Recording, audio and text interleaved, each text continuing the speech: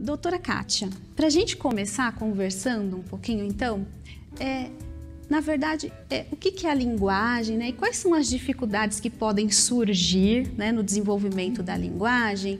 E se surgem essas dificuldades, quais são os sinais de alerta para que a gente esteja aumentando os estímulos para essa criança, ou até mesmo buscando ajuda profissional, e quais os profissionais a gente deveria procurar? Muitas coisas, Bastante coisa. Sim, então. O desenvolvimento natural da criança, aquilo que a gente sempre espera. É muito importante durante o primeiro ano a criança frequentar o pediatra, né? Fazer um bom trabalho de puericultura, e o pediatra vai ter um olhar clínico, um olhar médico. Mas independentemente desse olhar, o olhar da família, dos pais é muito importante. Então, se quando ele é pequenininho, se ele busca o olhar, aos 3 meses eles já sorriem, eles respondem a uma conversa quando nós conversamos com o bebezinho, né? Aos 6 meses eles já buscam de onde veio o som, então se escuta a voz da mãe, tá desse lado, tá daquele lado. Então, esse tipo de comportamento ele é natural. E quando isso não acontece, esse já é um sinal de alerta, né? Como é que ele se alimenta, se ele se alimenta bem, se aceita os alimentos pastosos e sólidos na idade esperada que o pediatra indicou. Então, aos 6 meses, ele já consegue ficar sentadinho. Os aspectos motores estão diretamente ligados ao desenvolvimento da linguagem também. Então, uma criança que tenha algum atraso no desenvolvimento motor, por exemplo, aos 4 meses, essa criança já gira sobre o próprio corpo na cama, vira de barriguinha para baixo, vice-versa, começa a fazer isso, começa a se arrastar aos 5, 6 meses, né? Em que fase que ele vai começar a engatinhar? Será que isso não está acontecendo? Preciso estimular de alguma forma?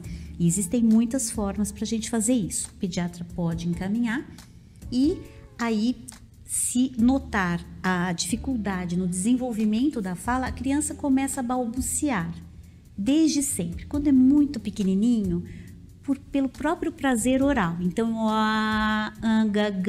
então eles começam a emitir sons pelo prazer de sentir os próprios sons. E aí eles mudam a entonação e eles começam a perceber que eles têm um retorno do outro, da mãe, do pai, da pessoa que cuida.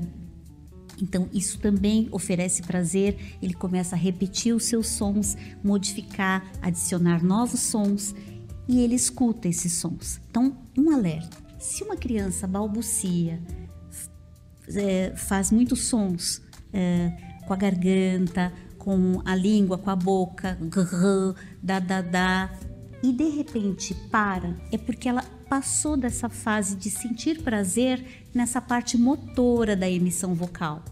E aí ela não tem um feedback, ela não escuta a própria voz, ela não escuta a voz do outro. E o que acontece? Ela para de emitir os sons.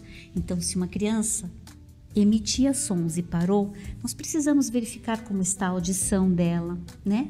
Se uma criança não presta atenção enquanto estamos falando, desvia o olhar, se ela não busca estímulos no ambiente, então a gente precisa se preocupar com a visão e com a atenção. Pode ser que ela tenha uma boa visão, mas não tem atenção suficiente e não foca aos estímulos, e aí ela também pode ter um atraso no desenvolvimento da linguagem. Por volta de 1 ano, a criança já deve estar engatinhando e começa a andar. E da mesma maneira também começa a aumentar o vocabulário da criança. Então, de mamã, tetê, papá, já começam dar, não, com significado. E é muito importante a gente olhar que tipo de fala é essa que a criança está tendo. Será que ela só repete o que a gente fala? Nós chamamos de ecolalia, quando eu falo: como é seu nome? E ele diz: como é seu nome? E eu digo: quantos anos você tem? E ele diz: quantos anos você tem? Ou ele repete, por exemplo, sons que ele escuta na televisão, num vídeo, ou alguém falando. E aí, dessa maneira, não tem uma comunicação estabelecida. O que é que tem? Uma ecolalia, uma repetição. A criança até entende que tem que haver uma comunicação, mas não sabe como. A gente tem um atraso de fala, um atraso de linguagem, no desenvolvimento da linguagem. E aí é um motivo para a gente se preocupar e buscar ajuda profissional.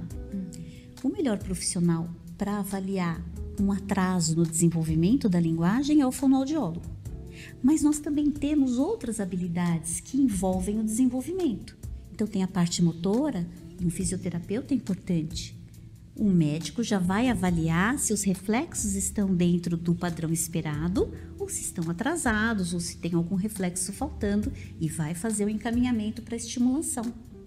E outras habilidades que depois, mais tarde, começam a acontecer, que o terapeuta ocupacional vai trabalhar, como habilidades motoras para se vestir, quando a criança é um pouquinho mais velha, para comer, como é que ela leva os alimentos à boca, se está tudo bem motoramente, e entre outros elementos.